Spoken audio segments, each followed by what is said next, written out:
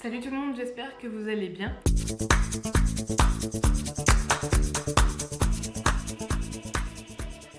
Aujourd'hui, je vous retrouve avec quelques produits de beauté que j'utilise au quotidien. Et en fait, ça fait quelques temps, depuis le début 2021, que j'ai vraiment envie de changer ma façon de consommer. En tout cas, mes produits de beauté et mes produits d'entretien également. Je me suis rendu compte que je faisais des allergies à tout. Donc je me demandais pourquoi. Et en fait, la magie de la technologie fait qu'on a accès à une application sur le téléphone pour scanner nos incroyables produits de beauté et voir quels sont les composants et ce qu'il y a à l'intérieur. Donc c'est ce que j'ai fait. Alors vous voyez, il y a déjà des notes sur certains produits. Ce sont des notes sur 20. Et l'application dont je vous parle, c'est INCI, je pense, Beauty. Je sais qu'il y en a plein, hein. Bon, moi j'utilise celle-là, je sais qu'il y en a plein que vous pouvez utiliser. Donc on a une interface qui nous propose directement de scanner un produit. Alors ici je vais scanner un petit après-shampoing de chez Garnier. Donc un après-shampoing fructis comme ceci à l'aloe vera.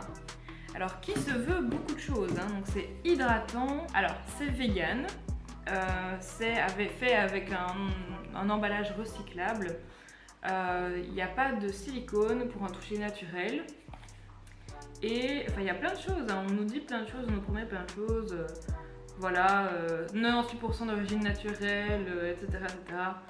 Donc, ça nous semble plutôt pas mal de premier abord. Et franchement, quand je l'ai vu, je me suis dit, c'est vrai que c'est peut-être plus naturel de prendre ça comme ça. Mais je l'ai scanné. Et là, voilà, il a une cote de 7,6 sur 20.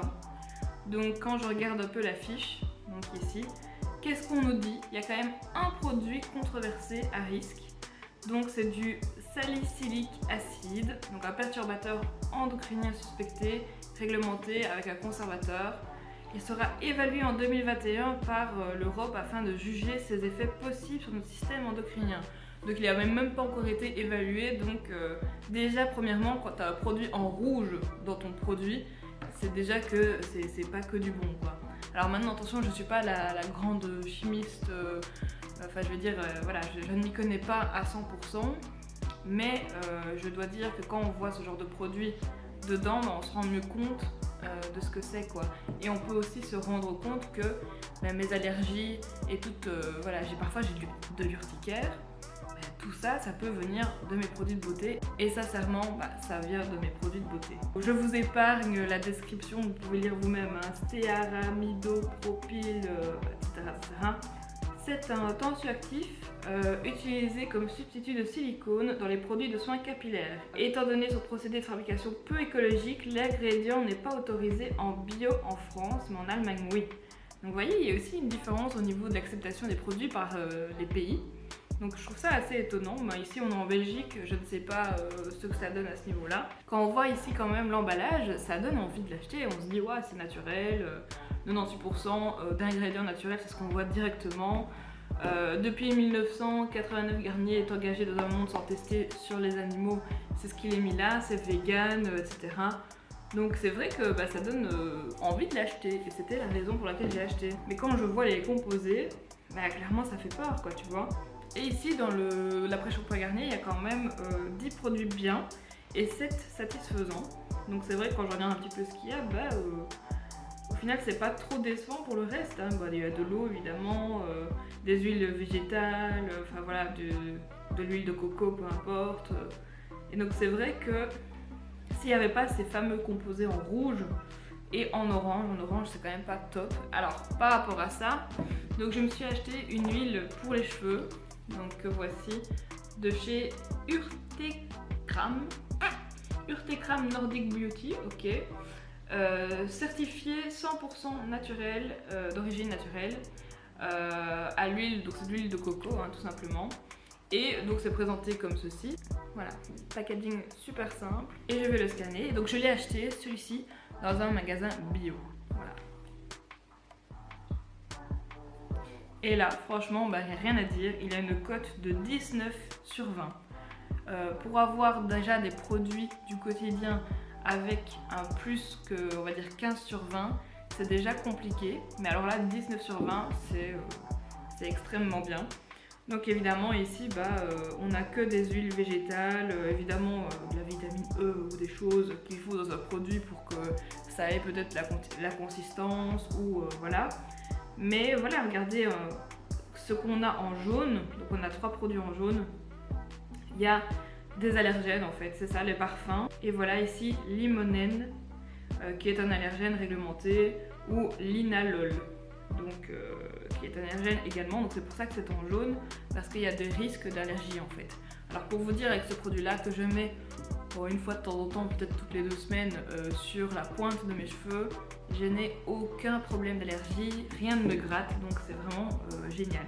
Alors ici j'ai des produits de chez Cellublue. Donc là c'est un produit anti-cellulite, c'est un gel minceur. Donc en fait ça fait un effet très froid, un effet cryo en fait sur les jambes. Qu'est-ce que prône Cellublue? C'est surtout la fabrication faite en France. Donc c'est vrai qu'on nous dit que les ingrédients sur le site internet, si je vous les retrouve, que c'est d'origine naturelle, que c'est fait en France, etc., etc. Donc en fait quand on le scanne, j'étais assez surprise parce que l'effet cryo ici, donc l'effet froid sur vos jambes, il est vraiment présent, mais à 100%. On dirait que c'est vraiment hyper chimique comme procédé. Mais en fait, donc quand je le vois ici, il a quand même 12,3 sur 20. Donc c'est un bon élève, c'est un bon élève. Il a 4 pas terribles, 5 satisfaisants et 10 bien. Donc quand on regarde voilà, de l'alcool, évidemment, je pense qu'il doit y avoir un procédé chimique là-dedans pour que ça nous fasse un effet vraiment froid. Évidemment du menthol, enfin voilà, ce genre de choses. Et on regarde quand même dans ce qui est bon, on a des extraits de papaye, extraits de racines de petits houx, extraits de verge d'or, donc ça a l'air bien.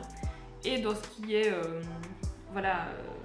dans ce qui est jaune ici, le zeste de citron, potassium, sorbate de potassium, c'est réglementé, c'est un conservateur. Voilà, c'est ça en fait, il y a beaucoup de conservateurs dans les produits.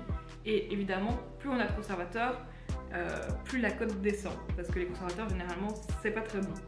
Alors par exemple voilà, ici ce qui dérange, c'est qu'on a quand même 3 polymères de synthèse et un conservateur ici, la chlorphénésine. Donc c'est un agent antimicrobien qui évite que les bactéries ne se développent dans les produits cosmétiques. Il pourrait causer des irritations, mais celles-ci semblent toutefois assez rares et légères dans les concentrations réglementées. Toutefois, ce puissant biocide chimique est très peu écologique à fabriquer. Nous classons l'ingrédient en orange.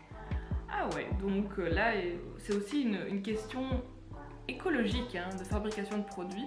Donc c'est vrai que c'est intéressant de savoir tout ça. Donc ce qu'on peut quand même remarquer dans ce produit, c'est que vous voyez directement quand je vois la cote, 12,3 sur 20, ça s'affiche quand même en vert, mais je trouve que la cote est assez basse. Donc c'est pas nécessairement le meilleur produit pour le corps. Mais voilà, il n'y a pas de produit du tout en rouge, donc ça c'est quand même intéressant. Visiblement, il n'y a pas de perturbateur endocrinien. Donc, pourquoi pas.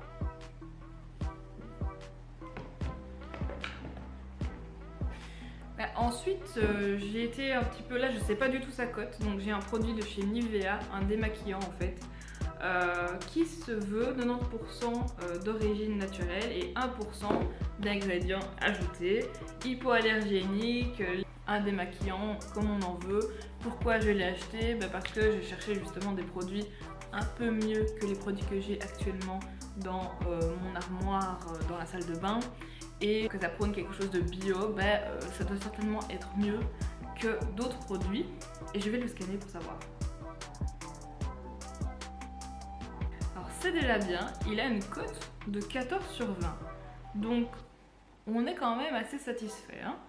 Alors là par contre, je trouve qu'il y a quand même beaucoup de produits juste satisfaisants. 12 produits et 10 produits bien, c'est quand même beaucoup, 12 produits satisfaisants. Que de l'autre côté, on avait souvent plus de produits bien que satisfaisants. Donc ici, en fait, oui, on a de l'alcool. Alors bon, c'est vrai que l'alcool, pour s'en mettre sur le visage, c'est généralement pas le top. Mais voilà, qu'est-ce qu'on a? Des tensioactifs anioniques, de la soude caustique, ouais. Un conservateur, voilà, des conservateurs. Encore des allergènes. Ici, on a des allergènes linalol et limonène. C'est des allergènes. Citronolol. Enfin bref, désolé pour la prononciation, je ne sais pas comment ça se prononce. Donc c'est vrai que tout ça, voilà, c'est des allergènes avec des risques. Et ça continue, hein. On a encore 3 allergènes par la suite. Alpha isométhylionone, benzyl alcool, ok, et du géraniol, ok. Et aussi on a du parfum évidemment. Alors du parfum qui je pense n'est pas du tout utile dans ce produit. Ah, bah ça sent la vieille quoi. Ça sent mamie qui se met de la crème sur le visage. C'est exactement ce que je suis actuellement avec ce produit. Mais bon. Et donc c'est vrai qu'il y a quand même une dose de parfum qui est pas négligeable dans le produit, ça c'est sûr. Et donc quand on va regarder un petit peu, je sais pas, je prends le alpha machin là. Cette molécule synthétique incolore utilisée en parfumerie fait partie des 26 allergènes réglementés par l'Europe. Ces senteurs florales sont proches de la violette et de l'iris. Ah bah voilà, c'est peut-être pour ça qu'ils sont un petit peu genre la fleur quoi. Donc par contre voilà, c'est un produit qui est réglementé par l'Europe, mais c'est quand même pas folichon à utiliser je pense, hein, voilà. On va regarder un autre, alors le sodium. C'est un tensioactif anionique obtenu en mélangeant du sodium stéaryl sulfate et du sodium cétylsulfate.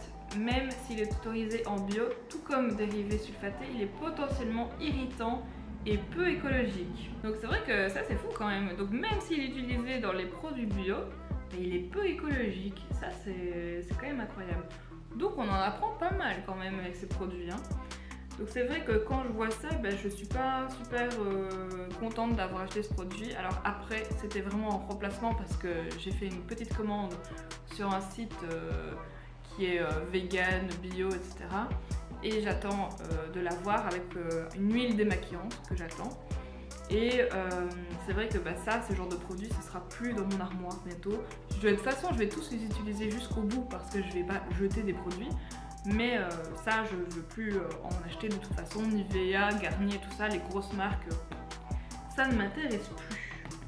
Et donc, parallèlement à ça, évidemment, pour aller dans la même l'onction que le produit que je vous ai présenté tout à l'heure, qui était la petite huile pour les cheveux à la noix de coco, moi en fait j'ai des cheveux, vous le voyez, qui sont ondulés. Et en fait, à la base, j'ai des cheveux très bouclés. Et puis plus j'ai grandi, plus mes cheveux se sont un petit peu lissés, on va dire. Mais ils sont vraiment très difficiles à démêler. Et donc j'avais besoin absolument d'un démêlant parce que c'était pour ça que je consommais beaucoup d'après-shampoing. C'est parce que j'avais beaucoup de nœuds dans les cheveux, tout simplement. Donc j'en ai toujours énormément. Maintenant je suis passée quand même au shampoing solide. Ça se passe bien, mais j'ai toujours beaucoup de nœuds.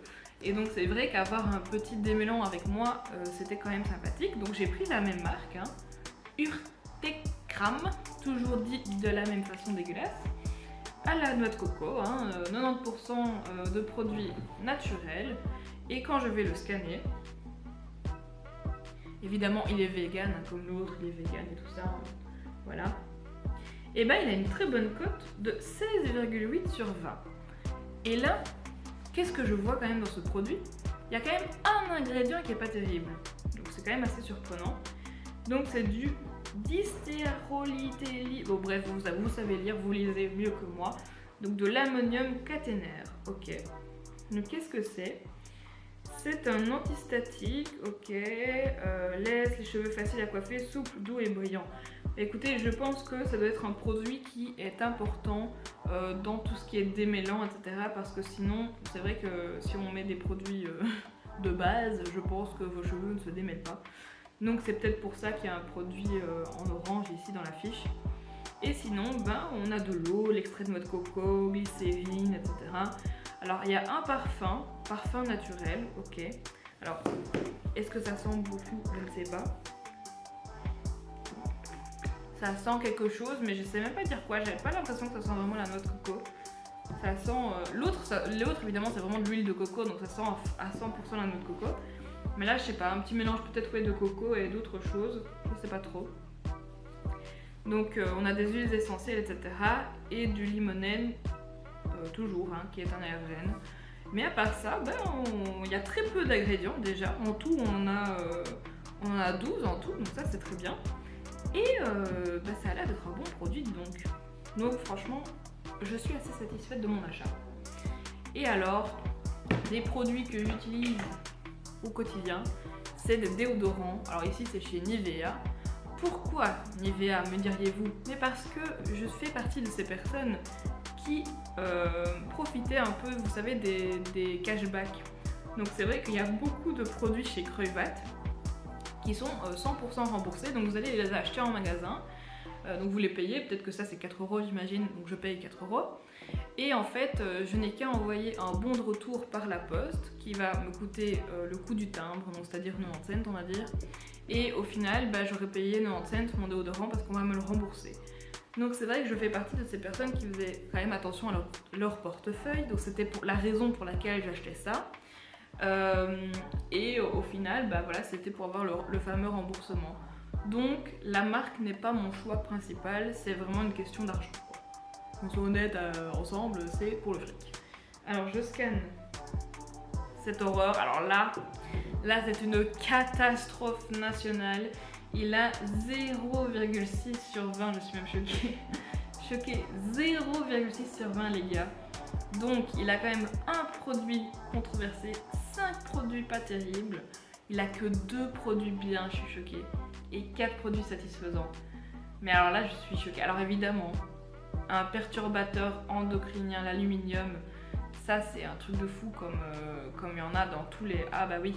Pour l'heure, aucune étude ne prouve une quelconque relation entre le cancer du sein chez la femme et le sel d'aluminium. Néanmoins, on sait que ce sel franchit les barrières de la peau pour ensuite se retrouver dans différents organes, par exemple dans le cerveau et en particulier l'hippocampe. Il est interdit en bio. Eh bien, je ne verrai plus mes... Putain, je l'avais pas scanné avant, je suis choquée. Je ne verrai plus mes déodorants comme avant. Je vous déconseille la marque Nivea et tout ce qu'elle promet, hein, parce que là, ça fait un peu peur quand même. Hein. Donc en 2011, on proposait une restriction de la concentration en animal de 2% dans les produits antitranspirants ou déodorants. Cette recommandation n'a jamais été suivie par l'Europe. Elle n'a jamais été suivie par l'Europe, ok. Ça fait quand même un petit peu peur. Hein.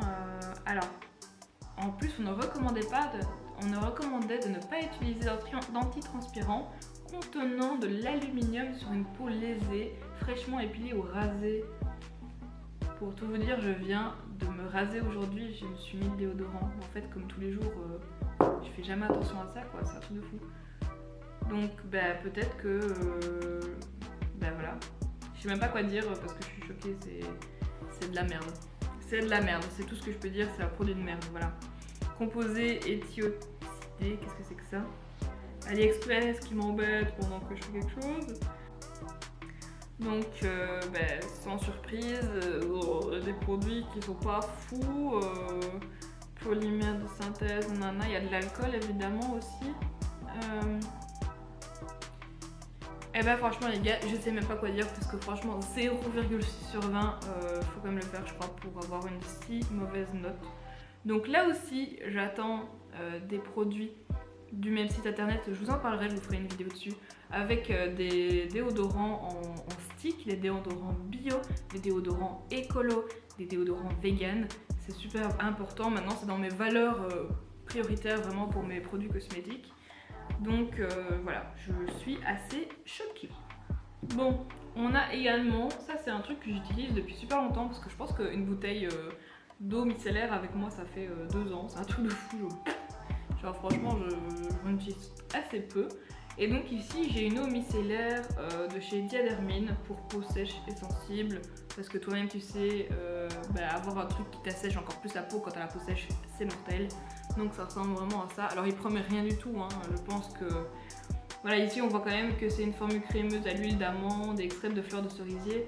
Donc ça fait un peu genre que c'est naturel, mais il n'y a pas du tout de sigle genre naturel dessus. Et là je m'attendais à pire. Je l'avoue. 10,3 sur 20. Donc il a quand même plus que la moyenne, mine de rien. Il a quand même 5 produits pas terribles, 3 satisfaisants et 7 bien. Ouais, c'est clair que c'est quand même pas folichon, mais bon voilà, c'est quand même au-dessus de 10 sur 20. Donc je pense que là, c'est quand même mieux que le déodorant, hein, clairement. Donc on a de l'eau, de la glycérine, ok. Alors qu'est-ce qu'on a encore? Un tensioactif, ok. Polymère de synthèse. On a de la bétaïne de cocamidopropyl, ok. Un tensioactif. Alors qu'est-ce que c'est? C'est utilisé dans les gels douche et les shampoings en tant que TA secondaire. Il vient adoucir les tensioactifs plus agressifs comme les anioniques, ok. Il est fabriqué à partir de dérivés d'huile de noix de coco et de la oh là, je voulais écrire le mot parce que c'est atroce. Ce qui n'en fait pas un composé naturel. C'est un des ingrédients qui fait exception dans le cahier des charges Cosmos. Il est autorisé en bio. Ah bon? Mais c'est pas un ingrédient naturel, mais il est autorisé. Ok. Donc ça, on valide pas trop, mais il est validé quand même. De la provitamine B5, extrait de fleurs cerisées du Japon, huile d'amande douce, alors encore des polymères de synthèse, donc de l'huile de ricin hydrogénée et éthioxylée. Pourquoi est-ce que c'est en orange, tiens? Alors, se représente sous la forme d'un liquide visqueux légèrement parfumé. Elle est utilisée dans les cosmétiques en tant qu'émulsifiant, solubilisant ou tensioactif. L'ingrédient est produit, vous vous en doutiez, à partir d'un PEG 40. Ouais.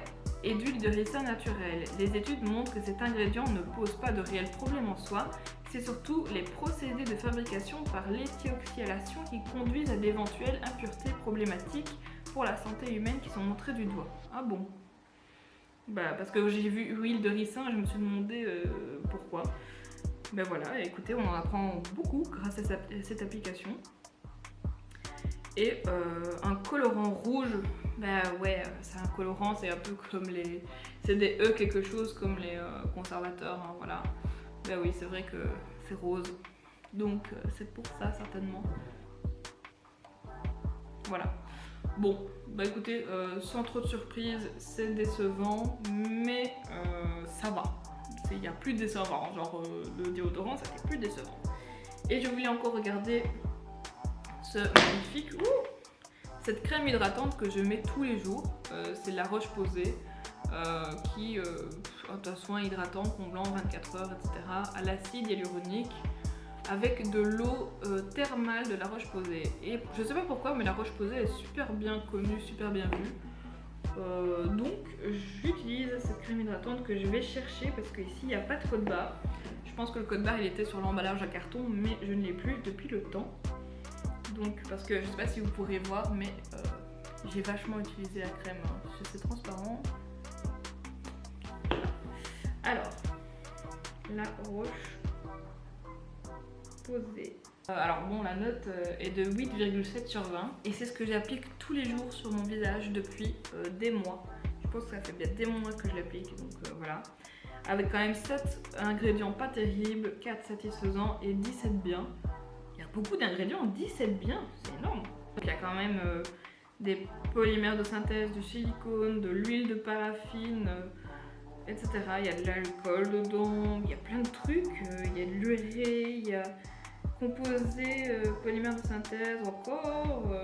Je vous laisse un peu regarder tout ce qu'il y a, mais je suis assez choquée du nombre de produits qu'il y a dedans. C'est vrai que comme ça, on dirait pas. Et ouais, il n'y a pas, en fait c'est marrant parce que sur le produit en lui-même, il n'y a pas la description, il n'y a pas les ingrédients. Donc ça doit certainement être sur la boîte qu'il faut se le dire, personne ne lit. Moi en tout cas, la boîte des ingrédients, je ne lis pas. Bref, voilà les amis, cette vidéo est terminée. Voilà, j'ai un petit peu analysé les composants de mes produits du quotidien. Et c'est vrai que pour certains, bah, je n'emmène pas large, hein, comme le déodorant, qui franchement, j'en ai encore 3-4 en plus. C'est ça pire, je n'aime pas jeter. Donc je vais l'utiliser jusqu'au bout, mais après c'est mort. Je ne veux plus de déodorant comme ça. Franchement, je ne veux plus. Et donc pour des raisons, quand je vois qu'il y a des perturbateurs endocriniens, des trucs qui te traversent la peau et que ça peut aller jusqu'à ton cerveau, qui peuvent te donner un cancer du sein, du truc du matin. Non, moi je ne veux plus tout ça. Donc là franchement, mes deux best-sellers évidemment ce sont les produits que j'ai achetés dans des magasins bio et je vais continuer à le faire. Alors après, qu'on soit clair et net entre nous, ça coûte cher. Franchement, les produits bio, faut dire ce qui est. Il y a un avion qui passe. J'ai encore fait mes courses l'autre jour dans un magasin bio, un Bioplanète. Ça coûtait cher, j'ai fait des petites courses et ça m'est revenu pour 58 € alors qu'il n'y avait pas un morceau de viande dedans. Hein. Donc franchement, c'est vrai qu'il faut un certain budget et je trouve ça dommage. Donc j'essaye aussi de regarder un petit peu comment faire mes produits moi-même. Peut-être que ça me coûtera moins cher. J'ai déjà fait un savon que vous avez vu peut-être sur la chaîne. C'est quelque chose que j'essaye de changer chez moi. En tout cas, d'abord, premièrement pour ma peau. Voilà, je suis passée déjà au savon solide et au shampoing solide. Et je compte faire ça avec tout ce qui est produit de beauté. Donc là, le démaquillant, bam, même s'il n'a pas une cote dégueulasse, ça dégagera. Voilà, tout dégagera ici, il n'y aura plus un ingrédient que j'utiliserai. La crème hydratante, je suis quand même choquée, tu vois, ça a quand même l'air bien, c'est acheté en parapharmacie. Mais en fait non, c'est de la merde. Donc je trouverai tout ça dans les produits bio, écolo. Je veux tendre vers une nouvelle ère de ma consommation de produits. Pour moi, mais également pour la planète. Parce qu'il ne faut pas oublier que voilà, comme vous l'avez vu, il y a des produits qui sont très peu écologiques à la fabrication. Et donc ça pose question sur notre consommation quand même. Allez, je vous dis à très bientôt pour une prochaine vidéo. N'hésitez pas à me laisser un petit commentaire, un petit like si cette vidéo vous a intéressé, à vous abonner, ça me ferait extrêmement plaisir. Et bonne journée!